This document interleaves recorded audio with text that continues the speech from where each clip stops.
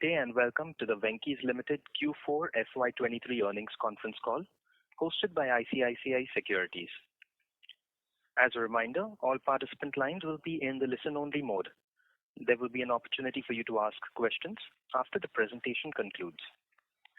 Should you need assistance during the conference, please signal an operator by pressing star, then 0 on your touchtone phone. Please note that this conference is being recorded. I now hand the conference over to Mr. Aniruddha Joshi from ICICI Securities. Thank you, and over to you, sir. Yeah, thanks, Darwin. On behalf of ICICI Securities, we welcome you all to Q4 FY23 and FY23 results conference call of Venky India Limited. We have with us senior management represented by Mr.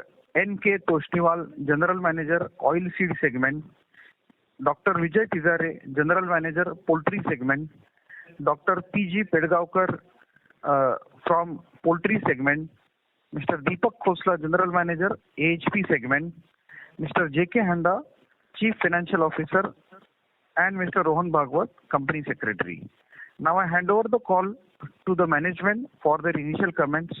Post the initial commentary by the management, we will open the floor for question and answer session.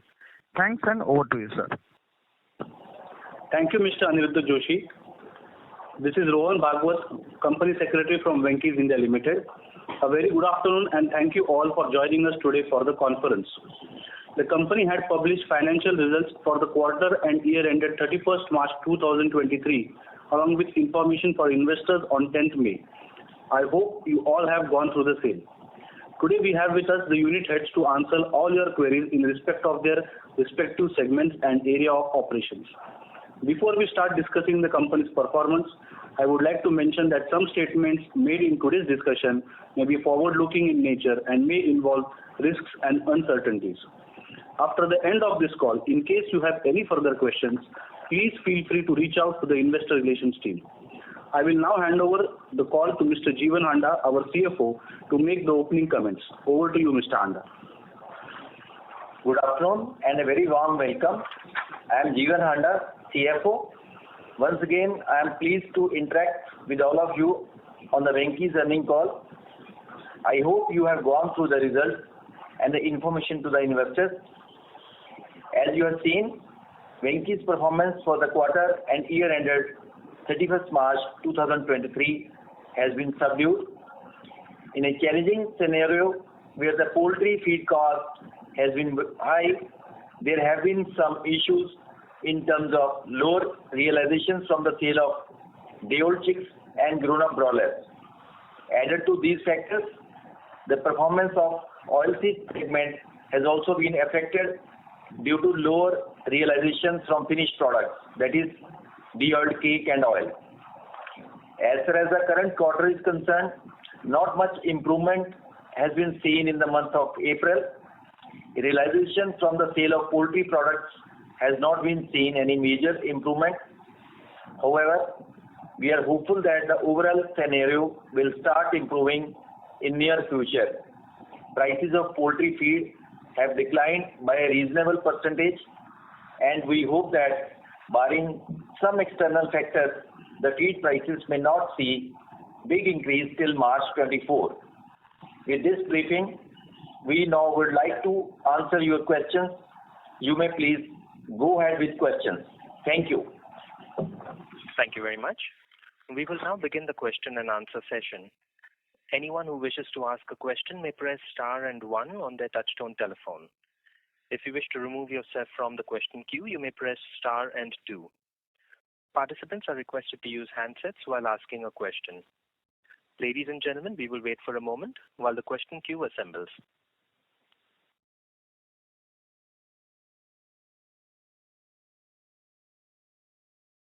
Once again, ladies and gentlemen, you may press star and 1 to ask a question.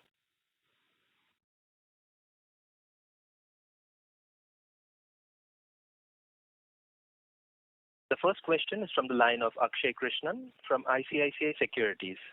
Please go ahead. Yeah, hi sir.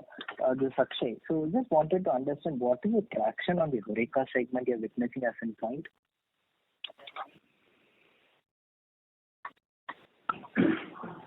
Yeah, we from Venky Processed Food Division, we supply products to three segments, basically one for HoReCa, one for quick service restaurant, and one for the retail market.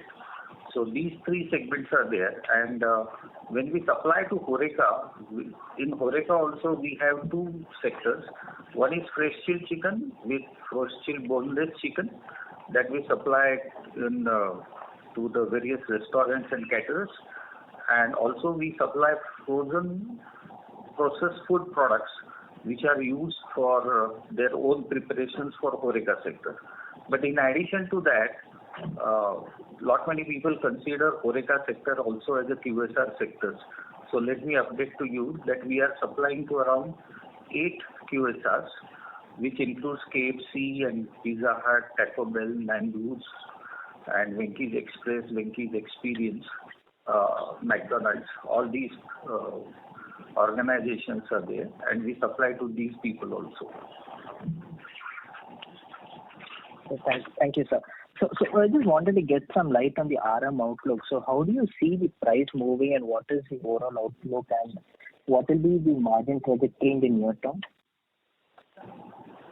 When we calculate a margin right now, during the briefing of our CFO has already explained to you, so there was a the cost of feed ingredients for the production of birds is reduced in this last quarter, and we are expecting a similar price reduction in the cost of production.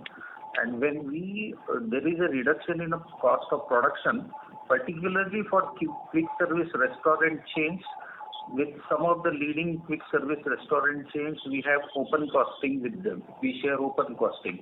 So it also reflects to them on our pricing.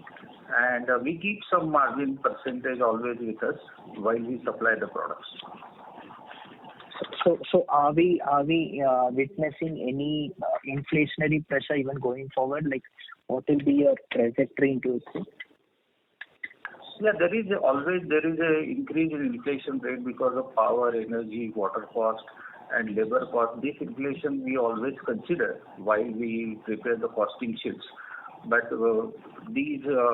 since we are dealing with these quick service restaurant chains over the years, and since we also share them open book costing, so that is convenient. That is not an issue. And in fact, we had almost closed all our pricing structure for next 6 months with all the QSRs to whom we are supplying. Okay, great, sir. So since you spoke about the QSR, so we wanted to get an understanding how are we witnessing demand in the semi-urban areas, especially on the QSR space. So is there a traction, and how do you identify the spots into it? Yeah, what we had observed is all these quick service restaurant chains are expanding more or less 10% plus and minus, and around 10% plus that is their expansion plan. And what we witnessed when these QSRs, they came into Indian market, particularly international QSRs, they started their operation in A-grade cities. Now what we found is they are now also moving to B-grade cities, and where the demand is more and the appreciation for the product is also more, and that's how most of the QSRs, in our opinion, are shifting from A-grade cities to B-grade, maintaining the expansion plans in A-grade cities also. Okay. Great. So one final question, sir. I'll come back to the queue. So we want to understand the volume numbers for the broilers, DOC, and the layers that we've been sold in. So on the quarter and also on the value term.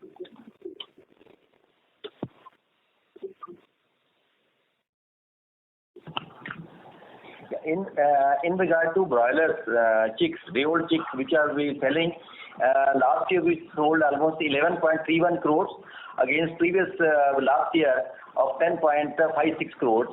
And similarly for layer chicks, for this year 22-23 it is 4.16 crores, whereas last year it was 5.03 crores in regard to the numbers. Similarly, commercial broiler birds, it was sold 8.63 crore kgs and last year it was 8.29 crore kgs. So this is in regard to the volume which we achieved this year as well as in the previous year in comparison to that. Okay. Great. Thanks. Thank you. Participants who wish to ask questions may please press star and 1 on their touchtone phones at this time. The next question is from the line of Keshav Garg from Counter Cyclical PMS. Please go ahead. Sir, I wanted to understand that in all of our 3 segments, sir, if you could give us some idea that what kind of steady state operating margin should we expect in each of the 3 segments?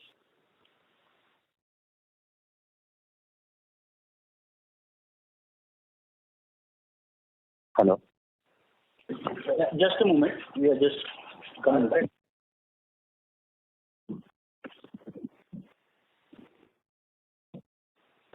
Yeah. Segment 3%.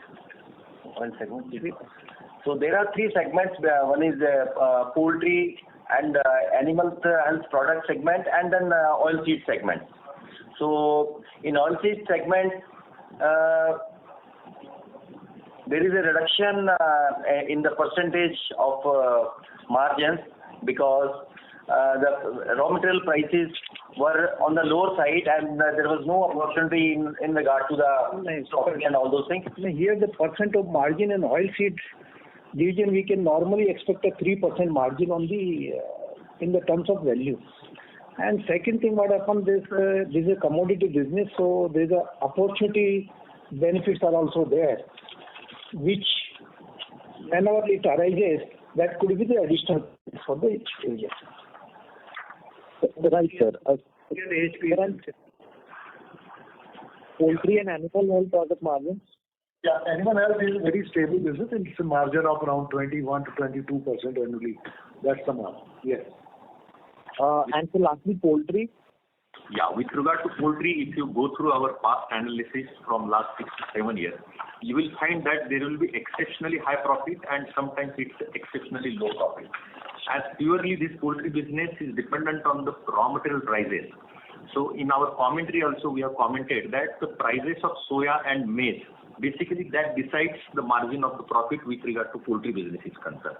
So with regard to poultry business, if a steady business goes, then we can expect a profitability of 8 to 10%. However, we have witnessed that there is no steady profit as such because the ingredient prices varies a lot, particularly maize and soya.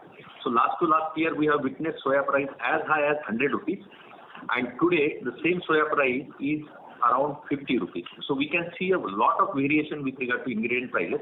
So it will be too hard to predict a steady profitability as far as poultry. Thank you.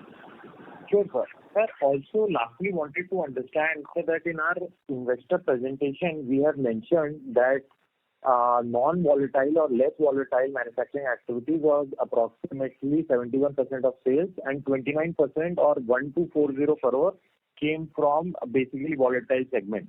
Sir, our total revenue from poultry segment last year was 1752 crores. So out of 1240 is volatile and 512 crore is non-volatile. So what is this 512 crore of revenue in poultry segment which is non-volatile? Correct. Good question. With regard to poultry, as we say that we have 3 different segments under poultry. One is a processing sector, second is a SPF division, and third is a purely poultry division. So when we give this particular picture of 1751 turnover with regard to poultry, this 1751 includes SPF, this includes processing, and this includes poultry. Even in poultry, there is a further bifurcation that we do sell broiler hatching eggs, we do sell broiler chicks, we do sell layer chicks, and at the same time, we have integration division where broiler birds are sold. So when we talk of non-volatile segment, we consider processing as a non-volatile segment. When we consider non-volatile, we consider SPF division as a non-volatile. So though it is shown in poultry 1751, but if you further bifurcate this 1751, you will find that almost 400 crore of turnover will come from non-volatile, though it is shown in poultry. So this is the explanation with regard to volatile and non-volatile. That's why under SEBI we have published that 71% is non-volatile and 29% is a volatile. So when 29% volatile we say it's purely a poultry business, whereas we recently explained that the profitability depends more on maize prices and soya prices, where the profitability can vary as high as and as low as. I mean, when we talk of last year, the profitability was very high in poultry division, 266 crore, and this year it's hardly 54 lakh. So this much variation when we calculate it as a volatile segment. So that is the explanation with regard to volatile and non-volatile. Sure, sir. Well understood. And sir, lastly, sir, you mentioned the volumes that we did in last 2 years, but for this year, sir, any expectation in percentage terms, in terms of our poultry segment and oilseed segment, that what kind of volume growth we are looking at? In oilseed sector, we are looking for about 7 to 10% growth in the terms of volume. As far as the value is concerned, we cannot predict the growth because the prices are market driven and quite speculative. So therefore, we normally plan out our growth in terms of volume, which this year we expect around 7 to 10% in terms of volume. Sure, sir. And poultry? We are expecting the same growth as far as poultry is concerned. However, when we talk of value growth, a lot depends on the ingredient prices and the realization of broiler birds. But as far as our target is concerned, we are expecting 8 to 10% of growth with regard to poultry business. And sir, lastly, our animal health product revenues are totally flat year on year. So in this FY24, any growth is expected? Yes, we do for animal health divisions. Last year it was a flat because we were restructuring over new product lines, and we expect for 23-24 we are expecting a growth of around 15 to 17% in the coming year. Yes. Okay, sir. Thank you very much and best of luck. Thank you. Ladies and gentlemen, to ask a question, you may please press star and 1. We have the next question from the line of Aniruddha Joshi from ICICI Securities. Please go ahead. Yeah, sir, just one question. How do you see the long-term opportunity in the branded products? So we have Venky's ready-to-cook products range launched many years ago. Obviously, it has done well to some extent, but still we see there is still lot more scope for distribution and new product launches, etc. So what has been the update on that segment? And secondly, many QSRs are coming up. So how do you see the sourcing arrangements to these QSRs? Do you see that as a large growth opportunity for us? And as far as our revenue mix is concerned, which are the key QSRs that we are catering to, and where we see some definite potential for growth over next 3 to 4 years? Yeah, that's it from my side. The key QSRs to whom we are supplying, one is KFC, then we are also supplying to McDonald's. We are also supplying to Vista Foods, who is also producer for products for McDonald's or their inter-company. And then we are suppliers to Pizza Hut, we are suppliers to Taco Bell, we are suppliers to Nando's. And then there are 2 more new emerging quick service restaurants chains which are expected in India. One is Papa John's. They are coming up with a big investment. And also there are certain expansion plans for one more pizza chain called as Little Caesar. So these are the new QSR chains which are coming. And we are in contact with the present QSRs to whom we are supplying products on a regular basis. As I explained to you in the question that more or less their expansion plans are around 10% plus minus. And there is a big potential for the sales. And we are not only the suppliers for the products to them, we are also developing the products for them. And what happens is they also do not want to keep the same products over the years. So we have a research and development unit with us.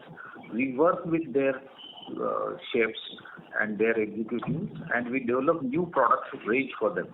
And the same product is further launched or rolled out in a market as per their plan, marketing plan. So this is for the QSRs.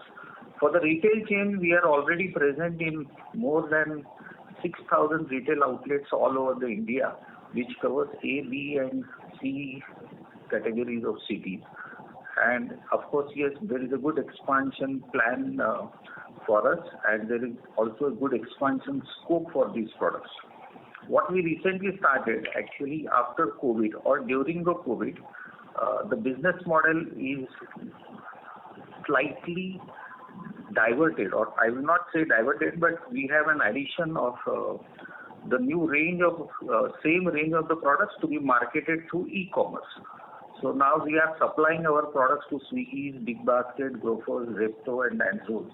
So these are the people who are supplying our products to them. So when we say that we have more than 6,000 outlets, these are additional avenues open for marketing the products. Presently, we have about 34 SKUs for processed food branded products and about 12 raw branded products which are supplied in the name of Venky's. And we plan to launch certain new products in next quarter. And we feel that next quarter with the launch of these new products would be very well appreciated. Likewise, we launch our some new products in last financial year. Those were appreciated. So this also we will be planning for the new products in this. I think I had answered your question. Is there any question? No, sir. This is very helpful. Just some housekeeping questions. How do you see the capex for FY24-25 and the dividend strategy for the company? Yeah. Thank you.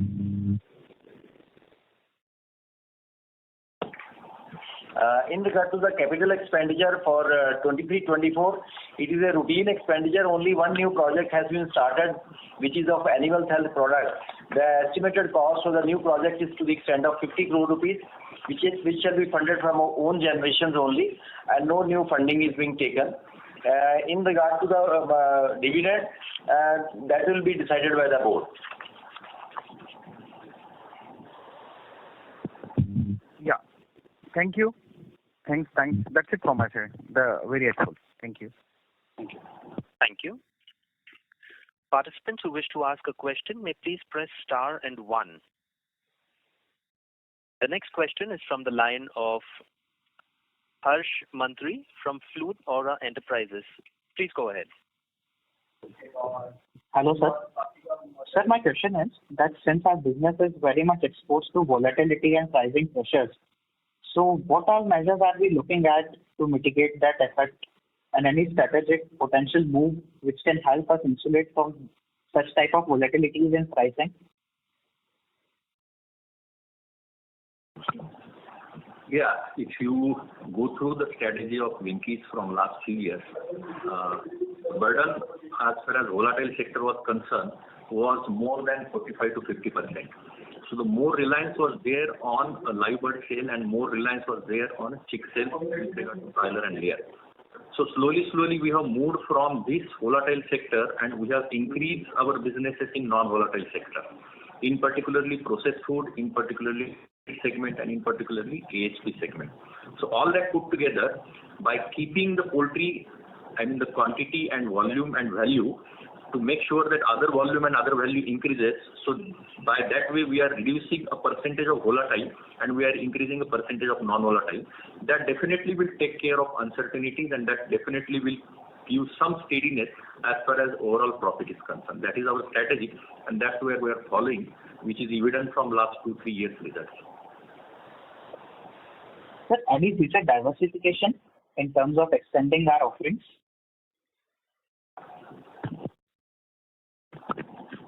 There is no diversification planned as such for the company.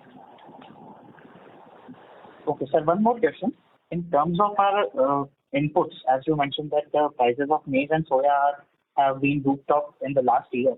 So I would like to have a more discussion on what is our strategy in purchasing of raw material. How much stock do we hold, and what is the overall process in the same? See, as far as this holding and inventory, this thing is it is not some sort of a fixed strategy. It depends on the perception what we see for the future market. Right now, last 1 or 2 years, there has been a very different change from the market.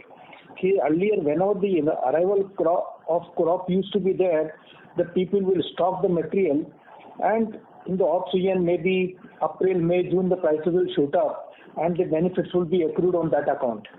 But now these days, what happened? The crop of our maize and soya both have been growing up in the country, and the holding at the farmers level, agriculture farmers level are also very good. For the last couple of years, they have got a very good price. So now these days, the availability of both the materials are throughout the year it is available. Question is only the price. Whenever the prices are good, material comes good in the quantity. Whenever this thing they hold, so it is going on continuously, and material is throughout the year available. So we cannot have a fixed strategy now for the storing the material for a longer period.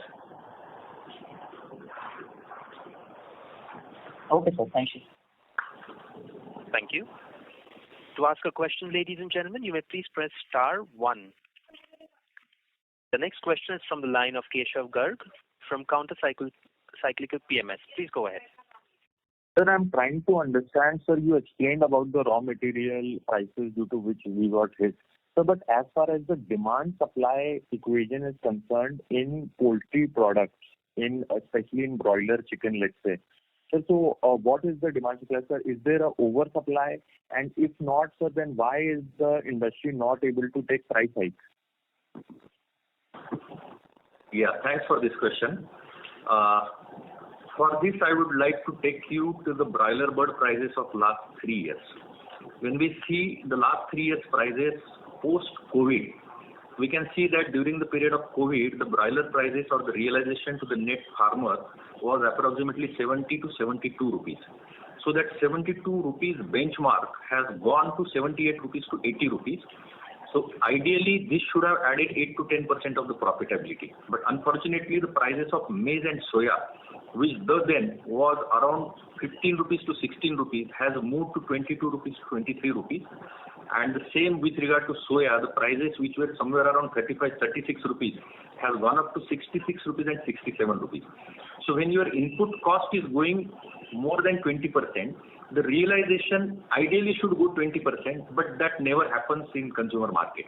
Consumer market, when customer is used to paying for 70 rupees, suddenly he is not changing his benchmark directly to 85 rupees and 90 rupees, though your production cost changes. So this is the basic reason we get hit when the prices of ingredient changes. The price benchmark for consumer, it takes a time to absorb, adopt, and then change. So usually the period required is 1.5 years to 2 years to accept and adopt each sudden abrupt change in the prices are there. So this phenomena which we have observed post-COVID, that the prices of ingredients, particularly maize and soya, has gone up like anything, but the same price to go up as regard to broiler price, it took us almost 2.5 years to 3 years. Today's benchmark for poultry is 90 rupees to 95 rupees is well accepted realization, which was not the case 1.5 years, 2 years back. So this 95 rupees benchmark is today accepted by the consumer. Tomorrow, if maize price and soya price comes down, and if your cost of production comes to 80 rupees, one can see a sudden surge in the profitability, which may not be the true picture of situation. So this is what is happening in poultry. Either there is a sudden increase in ingredient prices and the realization is also moderate, and other way the realization is good and the cost of production is going down. So this is the reason why you are seeing an abrupt change in the profitability with regard to poultry division. Sir, what I'm trying to understand, sir, the point you made is well appreciated, sir, but what I'm trying to understand is that if we see past 2 years, FY23 and FY22, then the poultry segment, sir, it has really not made any money for us, sir, and it should be a fair picture for the rest of the industry also. So many small farmers must have gone out of the business due to losses, etc.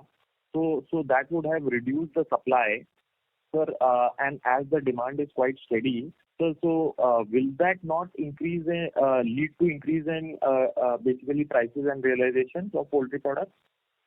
Yeah, that phenomena was there when COVID came in the period of 1920 and 2021. You can see that 1920, lot of small farmers, they have reduced their operation or closed down their operation, the benefit of which has gone to organized players. But over a period of time when prices started stabilizing, those small and medium players, they have restarted their operation. So in poultry business, small and medium farmers are not completely closing down their operation. It's a suspension of the operation by medium and small players. Because the cycle is short, so these people usually, whenever the period is good, prices are good, they restart their business. So this phenomena by small farmers and marginal farmer is on-off phenomena.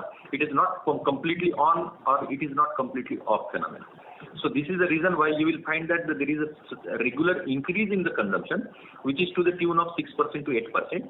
But whenever the production is high, realization is less, input cost is high, that time it takes a hit on the profitability, particularly realization and cost of production.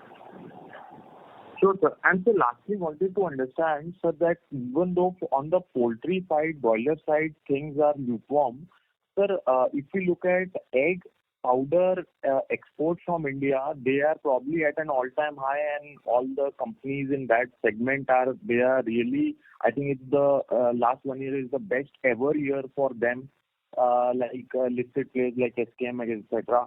So are we not present in that segment at all? Can't we just export our eggs?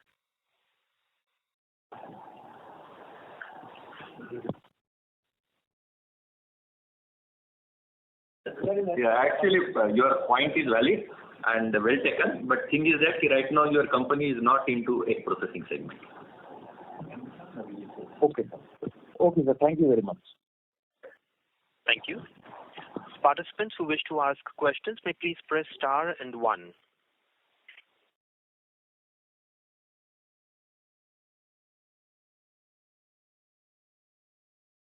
As there are no further questions, I would now like to hand the conference over to the management for closing comments. Over to you, sir. Thank you all again for joining us for this con call. We are very happy to answer all your questions. In case if any question has remained unanswered or any further details are required, we request all to please contact our investor service team. We will be replying to all the questions. Thank you all, and thank you ICICI Securities. Thank you. Thank you. On behalf of ICICI Securities, that concludes this conference. Thank you for joining us, and you may now disconnect your lines.